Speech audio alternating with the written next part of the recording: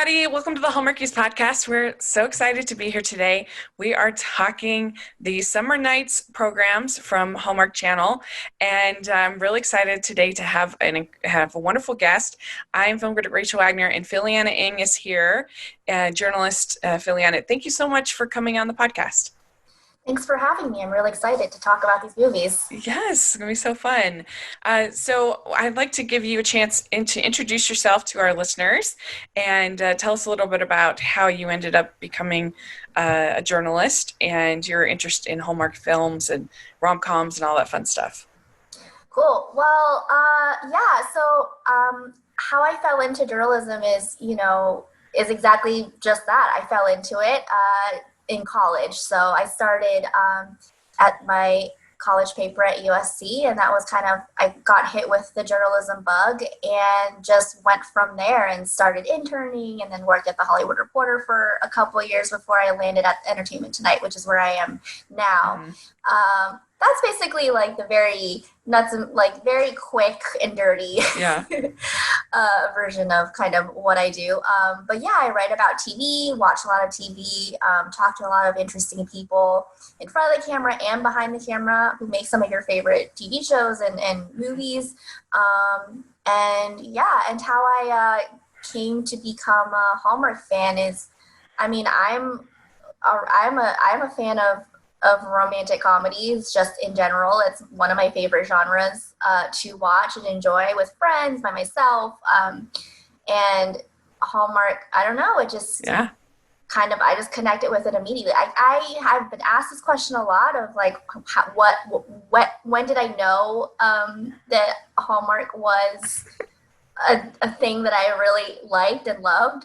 And I don't know. I think it's just kind of always been there for me, which is kind of the sad answer. Yeah.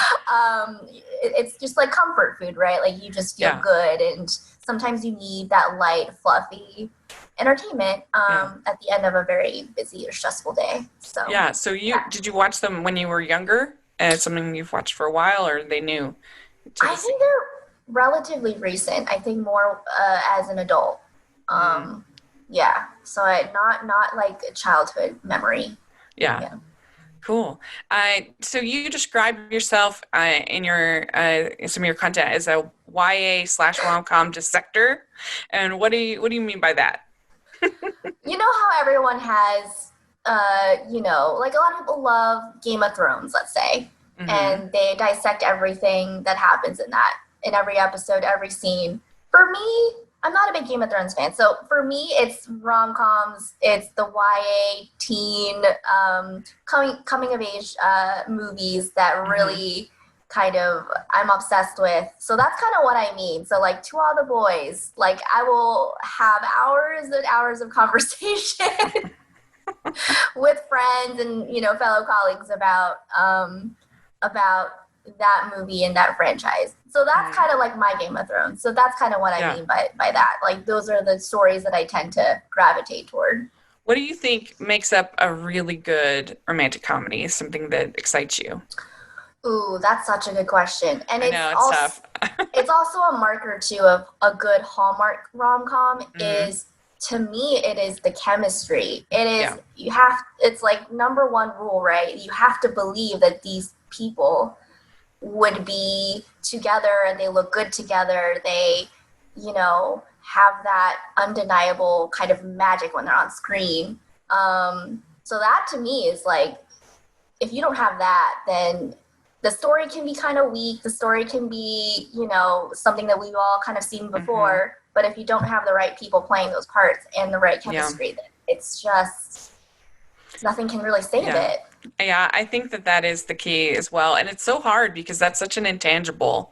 They could have everything set up that it feels like it should be work. And they probably even think when they're filming it, oh, we have such good chemistry, we get along so well, whatever. And then it just doesn't work. Something doesn't work. Yeah. I mean, it really, it's kind of like dating in real life. Like you can have this person that you're going on a date with that you have so much in common with. You should be a great match. And it's not there. The chemistry's not there. And you could have people that I feel like do I have anything very much in common with this person? But for whatever reason, the chemistry is there. It's such a frustrating, weird thing, but it's true definitely especially for rom-coms. Yeah, and there's no rule too. Like, you really can't. If people figured it out, then we would all be paired up, and we'd all be happy, and like we'd all, everything would be like easy. But it's not. It's like you said, it's very, very difficult to kind of find that right kind of combination. Yeah, I mean, and I think one of the things that has brought people over to Hallmark is that Hollywood kind of abandoned the romantic comedy for a long time. I mean, they still hardly make any. I mean, unless you're including Netflix. And I mean, that's what made Crazy Rich Asians such a phenomenon, was because it was like, wow, actually a romantic comedy being released. It was so exciting. And because for a long time, the only romantic comedies that were being released were pretty kind of vulgar and R-rated and sort of the what's his name, Judd Apatow, the Judd Apatow variety, and so I think that a lot of people, including myself, to be honest, gravitated to Hallmark because that was the only place that you could really find romantic comedies. That is a good point. I completely agree with you. Like, you have the raunchy kind of more guy humor, more masculine kind of take on romance, which isn't exactly what women want to see all the time. Like, there is another side to romance than just making terrible, disgusting jokes. Well, yeah, and I really don't like the movies where you have the woman kind of putting up with the man-child kind of scenario. Not my favorite. I totally agree. Like, you want them to be on an even playing field, just like intellectually, mentally. Like, they're both capable people. Like, it's not just the guy who is the capable one. It's like, no, they're both, exactly. I completely agree with you. She shouldn't have to raise the man as long as raise children. What about YA? What's some of your favorite YA? Oh my gosh. Well, I mentioned To All the Boys because I just talked about that. So it's kind of in my head. So that I really loved the books and also really enjoyed the movies. Yeah, they were good. And oh my gosh. I can tell you one of my favorites is Perks of Being a Wallflower. It's one of my favorites. And I love the movie too. Another great adaptation of the book. Because it was directed and adapted by the writer of the book. Which helps. Yeah, oh yeah. And you have the guy who actually sat down and spent, I'm sure years like toiling over every word. Yeah. Actually, there to make the movie. It really helps. I love that one. I just feel like it's so emotionally true. And, just the whole idea of we accept the love we think we deserve, I think is a really beautiful concept. And I love all the performances. I don't tend to like YA in the sense of the like dystopian kind of YA. Not coming of age. So not like Hunger Games. Yeah, I'm not a big runner type stories. I kind of understand. No, I'm the same way. I realize as I've, years of covering all this stuff, I'm realizing I tend to gravitate toward kind of more rooted in real world drama rather than, aliens coming in. Like, you're like, oh crap, like the world is ending. You have to figure that, stuff like that. Like, dystopian fantasy stuff, I tend not to be as interested, but there are some exceptions. Yeah. So we've all been in this quarantine craziness.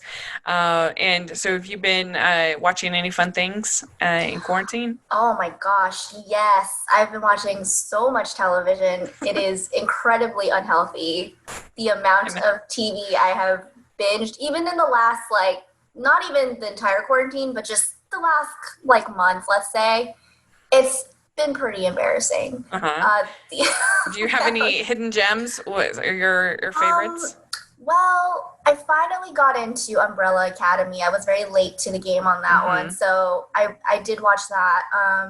Also, there's this, speaking of teen coming of age sort of YA stories. There's this British show called Get Even that I discovered on Netflix that I really liked. So it's kind of like a revenge drama. It's kind of nice. Yeah. It's all I've heard of that. I girls. haven't seen it. I need to watch it. It's great. Yeah, I really enjoyed The Babysitter's Club on Netflix. Yes, very good show. That was excellent. I also loved Sweet Magnolias on Netflix. See, I haven't actually finished that one. So should I finish it? Or you'll love it. Liked it. I think you'll listening to your taste. I think you'll really enjoy it. And then also I loved Mcmillions on HBO. Yes, that's on my list. That's on my list as well. I thought it was just so entertaining. But very cool. Well, let's dive into the summer nights. How do you think that Hallmark has done with this this crazy time? I mean, they've obviously had to do some acquisitions and were able to somehow magically make this Wedding Every Weekend appear in Paul Campbell and Kimberly Susted told me that they finished shooting on July 29th. The movie. Wow. It's just amazing.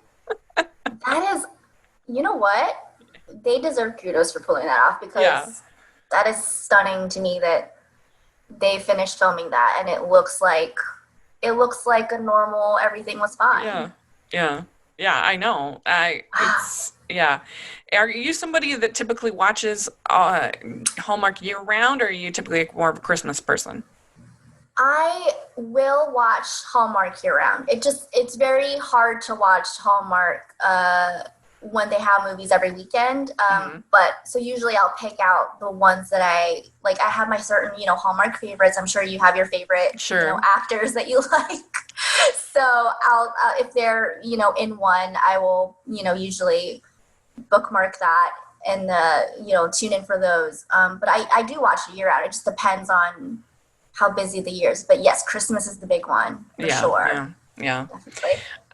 All right. Well, so they ended up giving us 3 movies to watch in August for summer nights, and started out with Romance in the Air, and this was filmed last fall. And it's the little summary is: after learning her job is on the line, Eden returns to Lake Tahoe, where she used to spend her summers growing up. There, she's reunited with her childhood friend Riley and finds that the draw of her past might direct her future to a happiness she's been missing in her life. So, what did you think overall about this movie, about Romance in the Air? I thought it was a cute movie. I like that it was set in Tahoe. I'm from Northern California, so the fact that it was set in Lake Tahoe was a really nice touch. And I like that it was kind of celebrating nature a little bit. I thought it was a really cute movie. I thought the story itself was, typical kind of Hallmark plot. I like Cindy. I think she's very sweet, and I did like seeing Lake Tahoe because it's beautiful, and there's certain escapism, especially in summer nights movies. And there was a lot of it that didn't work for me about this movie, though, and I think a lot of it came down to the script. You're right; it is a story we've seen a lot before of the girl going back to her hometown, and so sometimes some people will say they're all the same. Why is and I can understand that. Like, why is one great and another not great? And it's the same basic story. But I think the problem is that it felt just kind of like a whole bunch of scenes. Without like a narrative thrust to it to me. Like you'd have them just like going shopping, or they're like buying groceries and like they'd have a conversation and then they would have the same conversation in another location. And I thought that was really weird. Like the random scene where they're like out buying broccoli, and she's just like, I guess, should I get broccoli? I don't know. And I think that was supposed to be funny, but it was just kind of like, what? Why am I watching these people go shopping? And and or they're like getting ice cream, and it's like, okay, what are we doing here? Like, why? I don't know. And it's a very small town. Clearly, there's Yeah. nothing. There's not a lot to do there. There's Right. it seems like nobody lives there, right? Where is Mhm. everybody? It's very Yeah, like small. empty. It's very ghost towny. And they needed like a festival or something like that, I Yes. think, to kind of Exactly. yeah, Like they give needed that signature Hallmark event that they usually have Yeah. in these kind of movies, right? They usually have that one big thing. They're like, there's actually people who live here, and Yeah. here's like the town something. Insert blank. Yeah, I also thought that it was weird because it's one of these ones where it's like borderline cheating because like, certainly emotional cheating. Right. They set her up with this boyfriend at the beginning, and I thought that he was frankly a lot better than this other guy, this Riley. I was shocked. Yeah, I know. Take. Because he was kind of nerdy and cute, and I thought that, Okay. and I didn't think that she had any chemistry at all with this Riley guy. Okay. I don't know. I just wasn't feeling it, and I thought it was so strange at the end how all of a sudden they're like, well, I'm not going to go out with this guy anymore, but hey, best friend. Can we talk about that? Yeah, that was so weird. That threw me for a loop. I mean, I kind of figured they were setting that up a little bit because I was wondering, like, why is the best friend there with her on this trip? Like, throughout this entire story. And it's like, and then, the boyfriend, comes in, I forgot his name. Michael. Something like There's that. Michael and Riley. Those are the two Michael, guys. okay.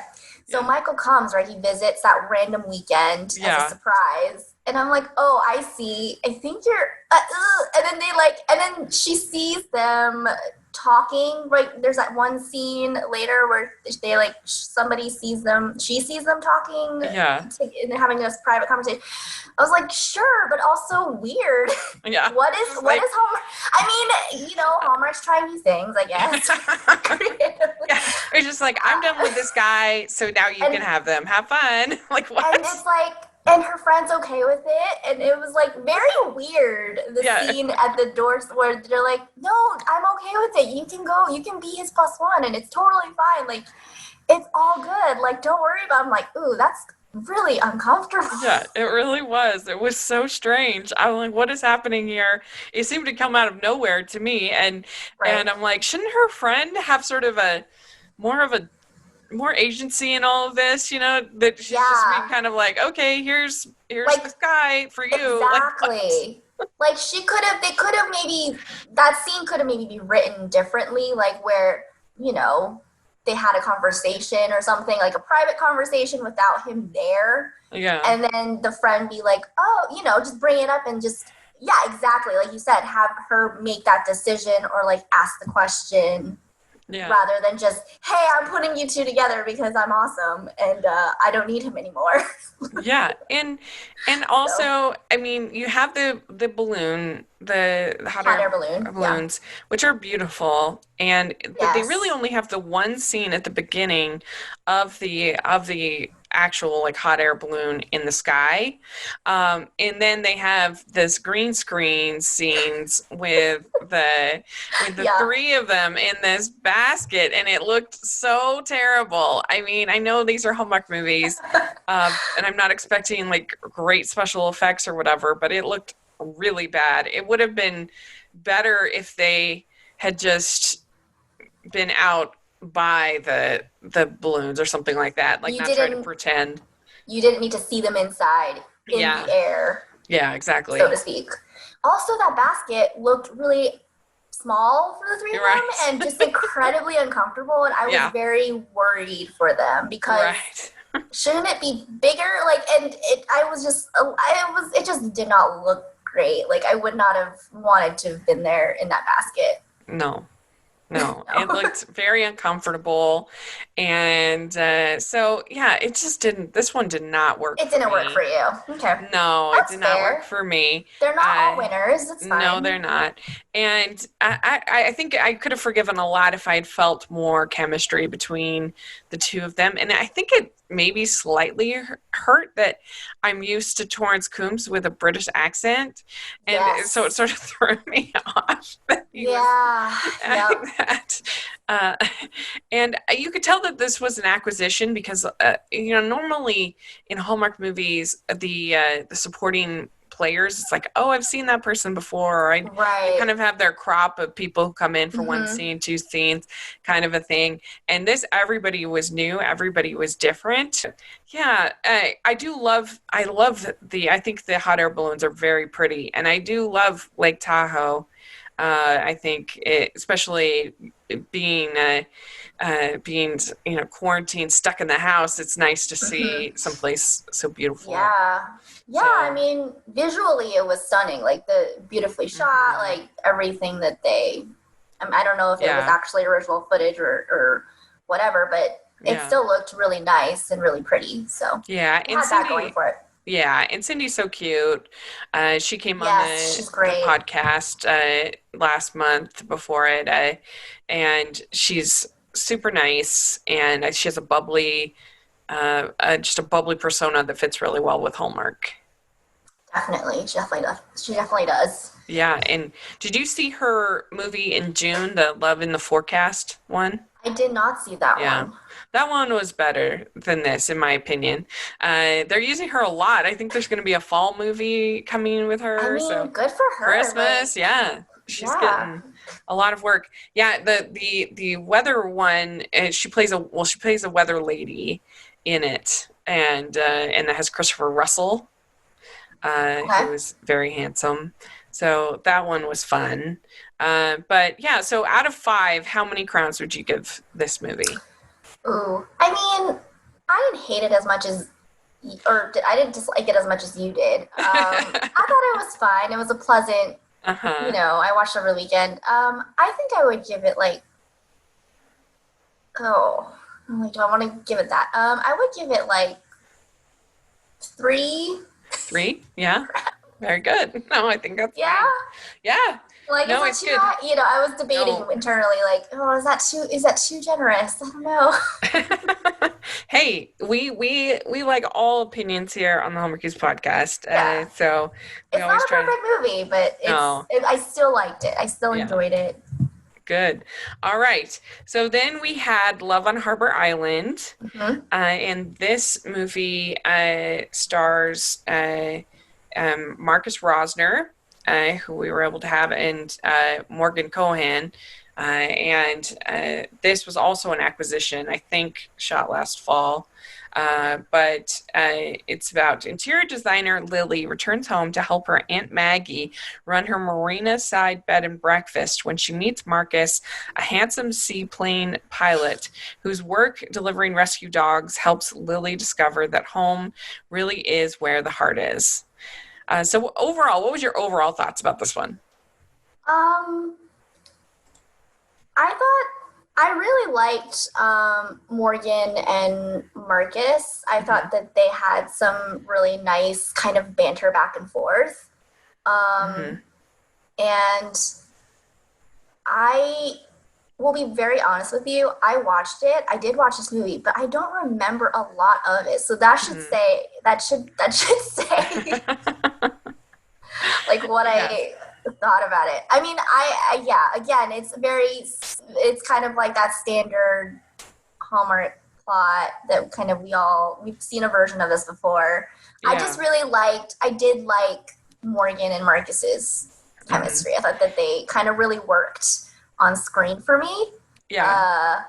And the dog. I mean, sure. Puppies. We like rescue dogs, and that usually kind of ups the level of awesomeness. Yeah, lately they've been doing that a lot with having their leading man be veterinarians or running a dog shelter or something. I'm good with that. Like the Ryan Pavey movie from Valentine's, he was run a dog shelter. It seems like there's been a number of them. It's like you're gilding the lily here. I mean, they're already handsome. They're already wonderful. Now you're gonna make them rescuing dogs. Yeah, exactly. Yeah, what did you think? I liked it. felt I had some issues with it, but overall, I agree. I thought they had nice chemistry, and I thought that the wrong guy, her boyfriend, was hilarious. I really enjoyed him. Like, Oh gosh. it's like for this archetype, I thought he was really funny. Like when he's saying, he's like, it's not a condominium, it's a condo maximum. I'm like, what kind of, like, these are the lines that really kill me on Hallmark movies. It's just like, oh my God, who wrote this? I love that. I love it when they kind of lean into the archetype and just be funny and make me laugh. And I thought that he did a really good job. His name is Jeff Gonick, and I was just cracking up whenever he was on. He was so clueless and so over the top, and that it made me laugh. I kind of would have liked to have seen more flying and more outside. That's true. I felt like the movie was very inside. A lot of time spent planning and renovating and going to dinner and just stuff like that. That I don't know. I was expecting there to be more of the island on Love and Harbor Island. That's a good point. I mean, it is called Love on Harbor Island, and he is a pilot, so you'd imagine that most of his time would be spent in a plane. Mm-hmm. Yeah, that's a good point. I didn't think about that. I also wish that there had been more time with just the two of them that was not about planning, that was about the two of them getting to know each other a little bit better. I felt like a lot of the time that they were together was more sort of nuts and bolts. We're planning this renovation, we're planning all this other stuff. And so, because some parts felt a little dull to me, it felt like it could have been a little more, I don't know, just a little bit more... Yeah, a little more peppy. A little more going on. And those characters, they have an interesting dynamic. So, yeah, why not kind of lean into that a little bit more? Because they kind of showed that in the scenes that they did have in this movie, I feel like. Yeah, but I liked the supporting cast in this one. It's a little bit more sort of our standard people who we see, as opposed to Romance in the Air. Like I said, I really liked the wrong guy, Jeff Gonick. He was hilarious to me. And then Brendan Taylor was kind of the BFF for Marcus, and he did a good job. I liked Cardi Wong. He had a small role. He always does a good job. And her Aunt Maggie, Brenda Matthews, I thought that was nice, and their relationship together was nice. I do find it a little bit distracting that they named the character Marcus, and the actor's name is Marcus. I was like, this what? They couldn't rename him like Mark or something? Yeah, something. Some version of Marcus. I did have that. Exactly. I did have that same thought too. I was like, that must be so weird for him. I started thinking about the actor as I was watching the movie. Like, is he like, that's strange because that's his real name and that's his character. Is it? Anyway. Yeah. Have you seen Morgan Cohen before? Did you watch the When Hope Calls? I have, yes, I've seen that show, and I don't know if I'm sure she's done a couple of other Hallmark movies, but I have not seen No, this is her first one. This is her first one? First one, yeah. This is a good first movie for her, though. Yeah, I think so.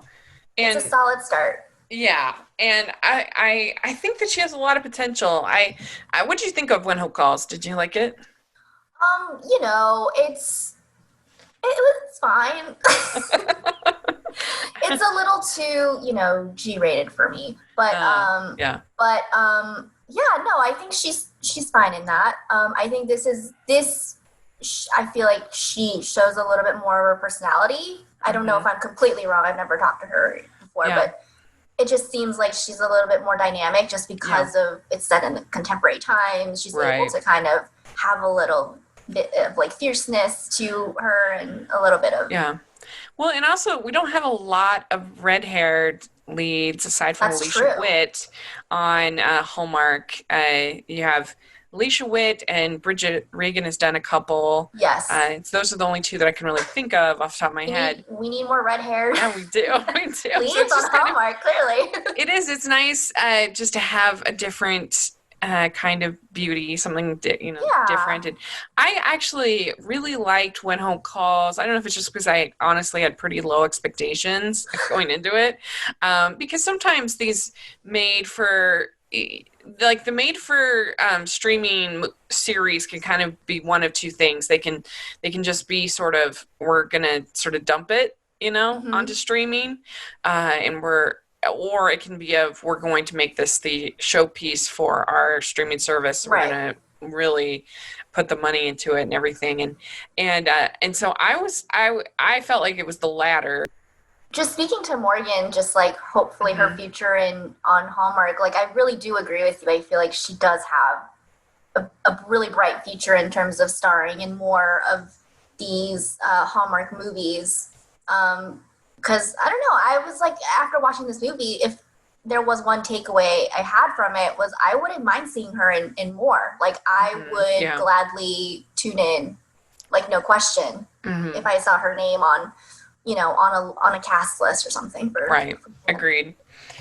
All right, so yeah, I would give this one. I'm gonna give it a 3 for me for this one. It was a little boring, but I still overall enjoyed it. Yeah. What about you? Yeah, I think I would give it a 3. Yeah. Okay, good. All right. So now we get to Wedding Every Weekend. And so we have a somewhat controversy a little bit surrounding this movie. Poor Paul Campbell on his Twitter has had to deal with so much. Oh, really? Yeah. Oh, you haven't seen that? Yeah. I've not seen it. Oh, he has gotten a lot of trolling over there, and he's handled it like a champ about this movie. And so the little summary is just Nate and Brooke are going to the same 4 weddings, 4 weekends in a row. To avoid setups, they go together as wedding buddies. But what starts as friendship soon becomes deeper. And are Kimberly Sested and Paul Campbell, are they favorites of yours, or ones you've seen before? I have seen them before. I don't know if they're my personal favorites, but I do enjoy seeing them in a movie if, I'm tuning into something like but yeah, I have seen their past work on the network for sure. Yeah, they're pretty popular amongst Hallmarkies. Paul Campbell doing movies like Window Wonderland is a fan favorite, Surprised by Love, and Once Upon a Holiday. And then Kimberly Sested, 9 Lives of Christmas is a fan favorite I love that for one. a lot of people. And so, yeah, then they're delightful. We had them both on the podcast last week. And so this movie is written by Julie Sherman Wolfe, who is one of our favorite Hallmark writers. She did Finding Santa. She did The Christmas Club last year, which is really fun. Marry Me at Christmas, The Birthday Wish, is one of my personal favorite Hallmark movies. Have you seen that? Have you seen The Birthday Wish?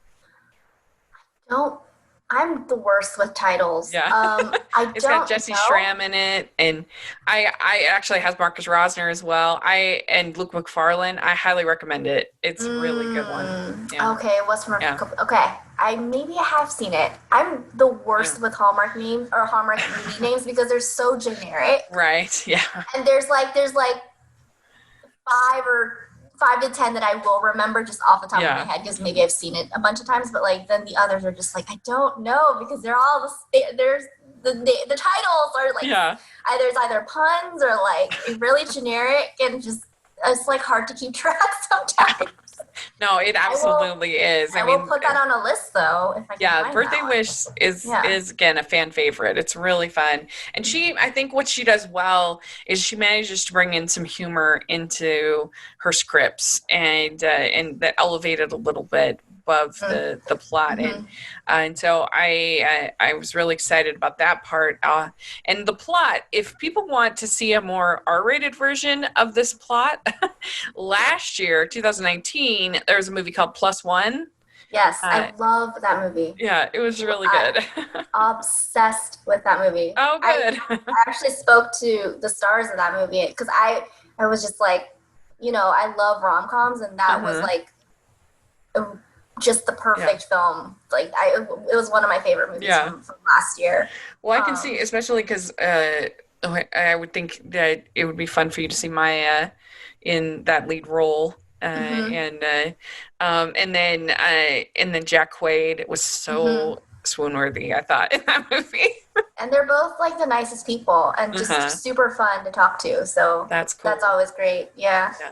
Yeah. And so if people want, like I said, this is an R-rated film. So it's not Yes, more. It's completely, yeah. But it's pretty fun. Very, very fun.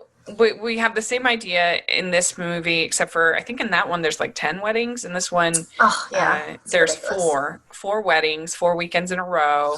They find out they're both going to the same weddings. One of them they're actually in the bridal party, and so this one's also directed by Kevin Fair, who's done a million Hallmark movies, and so he's a pro.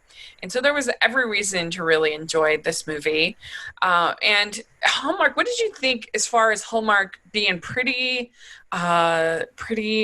blatant, I guess, maybe might be the word, as far as the fact that this was going to include a gay wedding? They really put it pretty heavily in the marketing. And I don't know, how do you think Hallmark sort of handled this, being that this is their first sort of dive into that kind of world, and they have a very traditional Christian audience that they knew was going to have some challenges, that some people were not going to be accepting of this. So they I felt like they very obviously really put it in the marketing so that to start the conversation well before 2-3 weeks before the movie was actually going to air.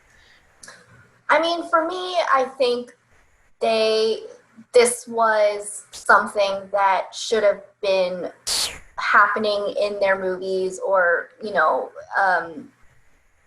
long time ago.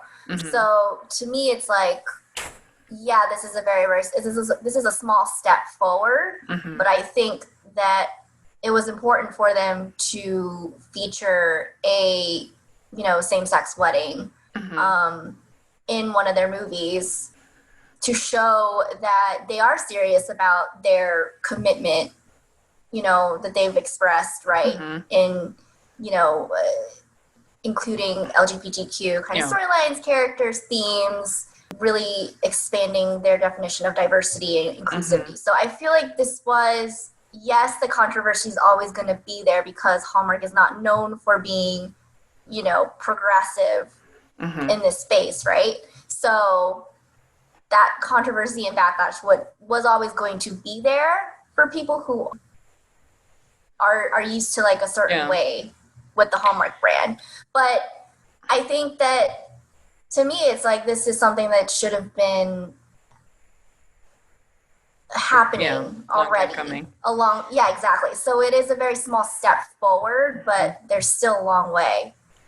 Yeah, I mean, I agree. I think that it was a long time coming, and I think that it was handled well as far as the fact. I mean, I was frankly a little surprised that they had them have a kiss and have them, like, I was a little bit worried that that we would get a repeat of what happened with Beauty and the Beast, where they like advertised this gay moment, was going to happen, and it's like 30 seconds with them dancing at the end of the movie, Right. and I'm like, I'm not giving you Disney points for that. That doesn't count. And this, I mean, yes, they were only in the movie for about 2 minutes, but I was surprised that they didn't. I was pleasantly surprised with how good I felt like the representation was. Yeah, they for a didn't first start. Exactly. They didn't shy away from the fact that the main characters, I think their names are Nate and Brooke, right? They were friends with all these people, and Vicky and Amanda, who were the gay couple, they gave them lines and they gave them scenes. They were very crucial to at least the plot in terms of the narrative. So they weren't just there to be like check a box, it seemed. I do agree, though. There was a point when I was watching the promos for the movie, I was like, okay, we're gonna see them at the altar. That's great. That's so exciting. But are we going to see them kiss? Are we gonna have like a moment of affection? And so I was like you, a little like wary, like, I don't know if they're gonna go there yet because it's Hallmark, and again, this is a big move for them. And so I was surprised that we did get a really nice, we got a kiss. It just, I think, yes, they handled this right, or the best way that they could in this context of this movie. And I thought what was interesting too was Vicky and Amanda, I think they showed up throughout the movie. So it wasn't like they were they just had that wedding and those were their scenes. I think they were in the beginning of the movie, and I think they were also at the end of it too. So it was kind of like they were just there. They were just like a part of the fabric of these two main characters' lives. And they didn't make a big deal out of it, which was kind of nice. It was like, this is just their life. Yeah, I agree. They were just like friends, like you have a normal life, like you have friends, and they go to I think you saw them again in the painting. They were in that painting part. And one thing that's interesting about this movie is that, so this is the first movie, I think even in all of British Columbia, if I'm not mistaken, to be filmed after the COVID quarantine thing.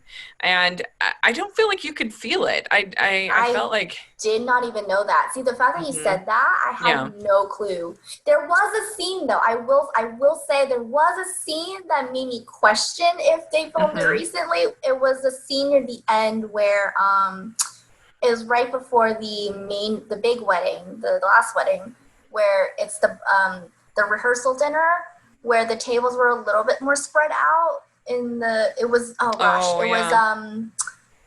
Brooke's friends. So it was the last one was the movie that they were. I mean, the last one was the wedding that they were actually in the bradle party. Yes, and then the day before, exactly, for their friends. I can't remember their names. Because I just know, I don't know their name, the character names. I just know it was Ginny and Greg. Yes, Ginny and Greg. Yeah, but they had that rehearsal dinner the day before, and the tables were really spread out. I was like, this is weird. Like they're all seem very distanced, but also that question did come up in my brain, but I was like, it's probably just me over things. But I was a little surprised that they had the football game. I kind of would have expected them to do a different activity, like say maybe miniature golf or something like that, where they could have a little more distance, because that's, footballs, you're going to have contact. And so that sort of surprised me a little bit, and I would not have known if I didn't know that it was. I had no idea. Yeah. I had no idea that this was filmed recently. So, I mean, they did a really good job of kind of pulling it all off. Yeah. So they set up the conflict in this story of that she is, like tired of dating. She at the beginning of the movie, she breaks up with Peter Benson. And I had a laugh because I just like, he ordered pineapple and mushroom pizza, gluten-free. And that alone, I mean, that's very, very fishy to me. That sounds so gross to me. I don't know. And so I'm like, well, he was asking for it. And poor Peter Benson. I mean, he almost always ends up playing the wrong guy. He's either the wrong guy or he's the one that kind of comes through barely at the end, like in Wedding March 3, and also in the one with Paul Green and Maggie Lawson. I can't think of the name, but anyway, where they think that he's like having an affair or something, but it turns out he's taking dancing lessons. Oh God. So then she makes this decision that she's not going to date anybody. She's going to take a break. And then she ends up meet cute, running into Paul Campbell at this, they're both getting presents for wedding registry. And they sort of figure out that they're both going to these 4 weddings, because it's not just the gay wedding they have a Jewish wedding, which was the first wedding. And then they have a mixed race wedding, which I think was the most formal of the weddings. And I thought that silver dress that she had on was gorgeous. Yeah, that one was beautiful. I loved it. Yeah. And Paul Campbell's character, he restores cars, vintage cars. And that's where you got to see, I thought they had a really nice supporting cast with this. You said Jeff Gusterson, who's on Signed, Sealed, Delivered. So he's a Hallmark favorite, and as his co-worker there at the shop. And I did think it was kind of boring, the whole plot of, is he going to use new parts or old parts? Incredibly weak, but Right? it's fine. Whatever. It's not the main story. That's the important part. It was not the main story. And I don't know if it's just because I could care less about cars. I have no interest in cars. And so whenever we get back to the cars, I would just be like, I get a little bored. The stakes weren't high enough because it wasn't like, they made it seem like there was the threat of them losing business and then maybe possibly closing the shop, but it's like that threat never really seemed to be there. Uh-huh. Right? So I think the stakes just weren't high enough. Like, there needed to be like someone coming in, saying, we want to buy your your building or something, and we're offering you a lot of money. I don't know, some other external factor that just wasn't there. But there was a lot going on though with all the weddings and all the different kind of environments. So I kind of understood why they didn't have that added layer in this movie too. Yeah, they did say that that they were long in this movie, that they had to cut some things out, and and so I think that was probably something. The first thing to go, right? Mm-hmm. And what did you think of the Jewish wedding? Did you think that was fun? It was fun, but it felt very quick, right? Like, I don't even think the bride and groom even had lines, right? I thought it was just very quick. I don't know if they had lines. Not much if they did. Yeah. So to me, it was like, okay, they're just, glorified extras essentially. But it was nice. I mean, for like the first kind of table setter for the rest of the film, what it's kind of going to be like. I was surprised that they didn't have the, I think it's called the hora, which is that dance where they lift you up in the chairs. And dance. That's what I've always seen in all of the Jewish weddings that I've ever seen. That it seemed pretty much like a normal wedding, except for they were wearing the yarmulkes, but it was perfectly pleasant. I enjoyed it. No, of course. And then they had then they end up spending some time together because he has hurt his knee. And he's being stupid and stubborn. He won't go to the physical therapy. He's being a guy. Yeah, is what that is.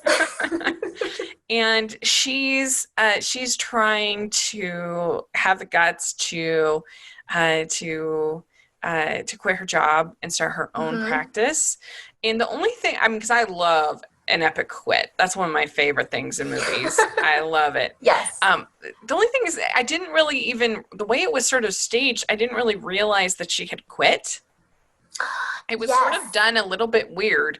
It was kind of like, well, I don't think that, because it was all sort of couched in their relationship with her, and again, it wasn't like, I quit. She never actually said those words. Exactly. I think there might have been a scene they could have cut, because maybe for time, like you just said, where she actually says, no, for real, like, I'm quitting. Because it was very like, well, maybe this isn't going to work out or something. It was kind of where they left it, right? Like, it was very unclear. And then it was like, oh, wait, she's not going back. So I guess she did quit. But we never really saw that. It wasn't established in a line or something. Yeah. That would have been nice, but not a big deal. It's fine. No. Agree with you though. For sure. I thought that they had such good chemistry, these two actors. I mean, we've seen them before in the Godwinks movie. Okay. I don't know if you got to see that, but I have not seen that one. But so this is their second time working together. This definitely had more of a comedic feel to it than Godwinks, which was more of a emotional type of movie. And I thought they were great together, and I thought they looked really nice together, and they had nice chemistry, and they were both up for the banter. I enjoyed Julie's banter that she wrote in this. And, you have just a lot of scenes of them like shopping and, her giving him therapy. And then she has the problem with her ceiling and her roof and, some of those things going on. And they were basically just excuses to get our characters together to spend time together. So it was fine. And so then I really died laughing at the one wedding. I think it was the mixed race wedding. I should have written down their name, but at the wedding with the tractor with all of the flowers on it. And that just is such a Hallmark thing, it's just like, it's a summer movie, put more flowers. If it was Christmas, it's like a prerequisite. If it was Christmas ideas or something. Yeah, if it was Christmas, it'd be twinkle lights on the tractor, That is true. Oh that made me laugh. That made me laugh. And I really liked Brandy Alexander and Jamie Calica's roles. They're really good. Yeah, they're good. Yeah. I would like them in a movie. I think they would be really good together. And they played basically their BFFs throughout the film, and then they're the final wedding. And I thought they did a really good job, and they had good chemistry. With the whole cast, I thought I had good chemistry together. It felt like these people were really friends. Oh, for sure. I completely agree with you. Yeah. I really enjoyed this movie. I felt like they did a really good job with the representation. I was very pleased. If people have a problem with that, then, I can understand, I guess, maybe their point a little bit if there was a scarcity of movies. Hallmark only made like 2 movies a year. Then if one of them, then I guess I could kind of see the point. I still don't. But there's so many. Just find the one. What's wrong with them making one? Or I know. Some for one group and some for another group. Exactly. This is just one movie out of like hundreds that you can choose from. That's right. Because Hallmark has made a gazillion like original movies. So what is wrong with having 1 or 2 or 3 maybe for about one particular, or about like a specific community that maybe you don't identify with or are not familiar with? I don't think there's anything wrong with that. Yeah, and I think it did actually mean a lot to a lot of people.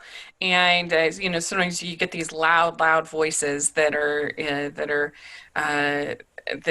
you can get overwhelmed and you forget about also the voices of people who are very grateful and were very happy that this happened. And I mean, I include myself in that group. And so I was really pleased with the representation. I thought they did a really good job with that. Like I said, I thought the Jewish wedding was good. I loved Brandy and Jamie. I thought they did a really good job. So there was a lot of representation in the film. So I loved that. I loved the leads. I thought they had such good chemistry together. Really, my only flaw with the movie is that I thought, like I said, the car parts were a little bit boring. That would be my only critique of the movie. I would give this one a pretty high score. Maybe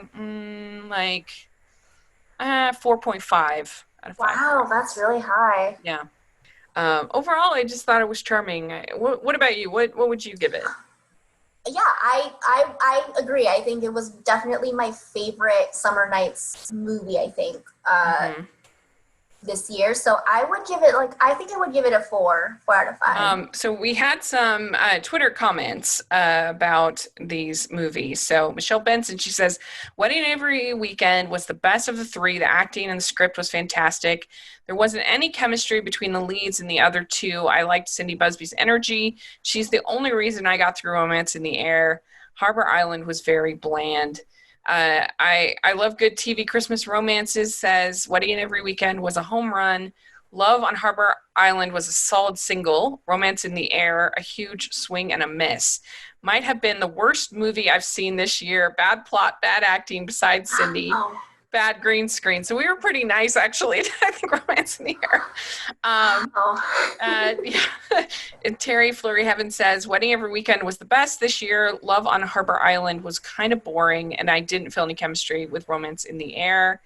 Jonathan Garza says, overall, I liked it a lot, but it felt like something was missing, but I was never sure what. So I guess for him. Amber Arnold says, Wedding Every Weekend was so good. Kimberly and Paul are so great together, and they actually got to be funny, as opposed to Godwin's. I liked Morgan Cohan, but the movie was very boring, and the end didn't make a ton of sense. When it ended, wondered, wait, why are they a couple again? Oh my God. Laura Ann Marie, she says, haven't watched the other 2 yet, but I really enjoyed Wedding Every Weekend. So good. I'm looking forward to this new chapter of Hallmark that is more inclusive and diverse. Awesome start. And then Sarah at Sassy Pants 25, she says, Wedding Every Weekend was fantastic. Good story, acting, chemistry, and a lot of fun. 5 stars. Harbor Island is harder to get through and moved a little slow for me. No chemistry with the leads. 3 stars. And Romance in the Air. Interesting plot and area. Chemistry was a little forced, but it did get there. 4 stars. Summer Nights gets 4 stars. One more. We have James Butts. He says, Summer Nights was the strongest season of the year so far. Wedding Every Weekend was the best, while Romance in the Air was the most summery. So there we go. Some of the opinions on Twitter. Well, this has been so fun. Thank you so much for coming and talking about these movies with us. I really appreciate it. It was so fun to get to know you. I've seen you on Twitter off and on, and it's so fun to finally connect and have a face to a Twitter handle. So it's great. Yeah, this was really fun. Thank you so much for, having me on. And I always love to talk about, Hallmark movies. Mm-hmm. It was really, hopefully we can, maybe around Christmas, we can have you back because it was really fun. How can people find you, your social media, all that, your content, what you write, all that fun stuff? Yeah, so I'm active on Twitter. My handle is @InsideTheTube. And I, tweet about random things. Hallmark is definitely a topic that I like to tweet about. And you can also find my articles and stories on etonline.com. Right. Yeah, we'll have all of that in the description section. Make sure y'all are following Philiana, and we really appreciate you coming on and discussing these movies. And you can find me at Rachel's Reviews, all over social media, iTunes, YouTube, and on Rotten Tomatoes, so check that out. And also make sure you're following the podcast at Hallmarkies Pod and Hallmarkies Podcast, all over social media. And if you're listening on iTunes, please leave us your ratings and reviews. We so appreciate those reviews. Those are what help people to be able to find the podcast when they're searching under Hallmark. So please do that. Also, we have our merch store, which has tons of fun stuff coming in. So check that out. And thanks again. Really appreciate it. And let us know in the comment section what you think of these 3 movies in the comment section or on Twitter. Do you agree with the Twitter? Do you agree with us? What did you think? We'd love to hear your scores of these movies. And thanks again for joining us. Really appreciate it. And we definitely will be in touch. And y'all should follow Philiana. And thanks again. We'll talk to you all later. Bye, everyone. Bye.